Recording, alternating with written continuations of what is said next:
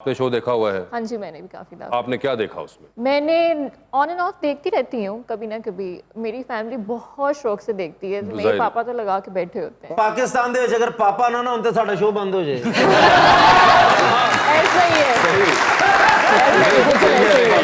मुज़ाकरात के चलने का वाहिद राज पापाज। हाँ, तो पापा जिनके पास रिमोट का चार्ज होता हाँ है जी। या अम्मी वो हमें बचा के बैठी हुई हैं, तो आपने उनकी वजह से देख लिया। हाँ जी, मैं उनकी तरह से देखती ठीक है, और आपने कैसा पाया कि ये क्या देख रहे हैं पापा? हूँ। वो तो बस खुश होते हैं। पता है आपको, पेरेंट्स जो होते हैं ना, उनको बस थोड़ी सी खुशी चाहिए होती है, वो आप लोग प्रोवाइड देख करते लें, हो आप सब daily। बच्चों के काम भी ना हम कर रहे हैं। हाँ जी, ऐसा ही है। आप लोग तो सोशल मीडिया पे निकल जाते हैं, पापे मामे हमारे में पड़े हुए हैं सारे। मैं देख रहा हूँ पापे सुके पापे जेड़े ने ना चाय च पाण वाले बड़े बैठे ने, वो कुछ भी नहीं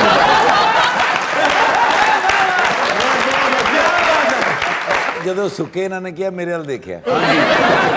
सर मुझे एक बात बताएं जी, इतने बड़े एक्टर के आप बेटे, क्या इंटेंशन पहले ये थी कि मैंने एक्टर ही बनना या डायरेक्टर बनने की ख्वाहिश ज्यादा थी? जिस ज़माने में हम लोग ये काम कर रहे थे उस ज़माने में अपॉर्चुनिटीज़ बहुत कम थी और डायरेक्टर का दिमाग में तो सोचा भी कभी नहीं था वैसे, मगर जब कैमरे के आगे गए तो रियलाइज़ ये हुआ कि ये तो बहुत मुश्किल काम है। सीरियसली स्पीकिंग, आप भी करते हैं एक्टिंग, आपको भी पता होगा कि कैमरे के आगे और कैमरे के पीछे दो अलग दुनिया होती। तो वो पीछे वाली दुनिया मुझे बड़ी अच्छी लगी। अच्छा, वहाँ पर एक्सप्रेस करने को ज़्यादा था। हालांकि हमारे उस ज़माने में एक्टिंग की कोई बाकायदा तालीम तो दी जाती नहीं थी। अब तो खैर बच्चों के पास बहुत सी अपॉर्चुनिटीज़ हैं। तो फिर वो पीछे जो एक सेटिस्फेक्शन मिली तो लगा कि हाँ, यहाँ घर बना लिया जाए। But when you started acting, उस वक्त आगा तारिक साहब ने आपको एक कहा, was he more inclined towards you acting और डायरेक्शन? उन्होंने एक चीज़ कही थी कि मियाँ इस फील्ड में आ रहे हो तो पहले पढ़ लेना। खैर वो इतना हक में नहीं थे क्योंकि उनको उस ज़माने में फील्ड का पता था, क्या हालात हैं, बिल्कुल। क्या सब कुछ, और कैसे गुजर के कहाँ से वो फील्ड पहुंची थी। बट वो कंसिस्टेंसी थी, उनको भी, उन्होंने भी देखा। तो मैंने जो पहला प्ले किया उसमें था मैं असिस्टेंट, थर्ड असिस्टेंट था मैं। समीना पीरजादा के साथ मेरा पहला प्ले था कर्ब। तो उसमें बाय चांस मुझे एक कैरेक्टर मिल गया और वो कैरेक्टर उन्हीं के बेटे का था। तो वो मुझे वो भी एक चांस मिला फादर सन करने का उनके साथ। बड़ा अच्छा एक्सपीरियंस था दो, बट मैंने अपने आप को फिर पीछे ही रखा ज़्यादा। सर आगा साहब जैसे फनकार तो बहुत ही बड़े थे, बाप कैसे थे? बाप भी बहुत बड़े थे। वाह वाह। अच्छा, हमें आज तक उन्होंने कभी डांटा नहीं, मारना तो खैर बहुत दूर की बात है। Oh my God। और जो बातें जिस तरीके से वो करते थे, वो मुझे आज तक वो वक्त याद नहीं है कि वो बात कब की, मगर वो बात याद है जो उन्होंने की है। बात का वजन होता है वो। जिस तरह अभी मैं खावर साहब से बैठा बात कर रहा था तो उन्होंने बड़ी अच्छी बात की। उन्होंने कहा कि बातें याद रह जाती हैं, वक्त गुजर जाता है। बिल्कुल। लेकिन सर जो खावर साहब की उर्दू है वो बातें भी याद नहीं रहती हैं।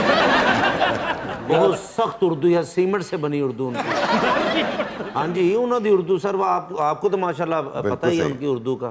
तोबा तोबा, बंदा इंग्लिश सीख सकता, उन्होंने उर्दू नहीं सीख सकता। तलफ़्फ़ुज़ के तजस्सुम में जो तकाज़ुर था, तकाज़ुर में मैंने रंजिशें डाल के तबस्सुम कर दिया।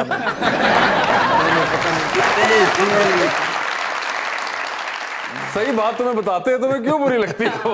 सर समझ नहीं केड़ी उर्दू बोल रहे होंगे। हाँ, तो वो चाहते हैं कि तुम सीखो और सही करो अपनी। ये जो बीच में एक बहुत आम फहम होता है कि उर्दू के साथ हमारे एक्सेंट्स फ्लॉड हो चुके हुए हैं, प्रोनाउंसिएशंस फ्लॉड हो चुकी हुई हैं, तो अगर उसको कोई सही करा रहा है नहीं तो मैंने उर्दू ही कारवां के साथ जा रहा था, पेट गड़बड़ से ठीक हो गया।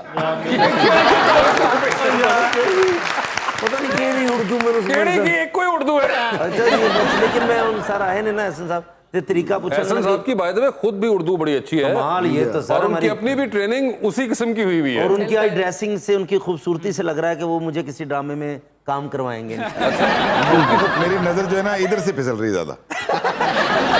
एक्टिंग जो है वो खुद करेंगे अगर अच्छे कपड़े पहने हुए हैं, तुम्हें क्यों कराएंगे? आप लोग सही फनकार हैं भाई, आप लोग बहुत एक्सटेम्पोर फनकार हैं। आप लोगों के साथ काम करना तो मेरे लिए बड़ा ऑनर होगा, सीरियसली सर स्पीकिंग। ਤੁਸੀਂ ਹੈ ਨਾ ਦਿਲੋਂ ਗੱਲ ਕਹੋ ਤੇ ਮੈਂ ਤੁਹਾਡੇ ਨਾਲ ਹੀ ਹਾਂ।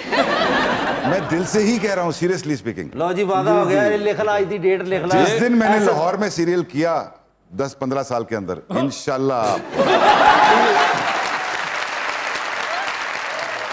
इतनी जल्दी का दी भाई। उस टाइम तुसी नहीं ना होने।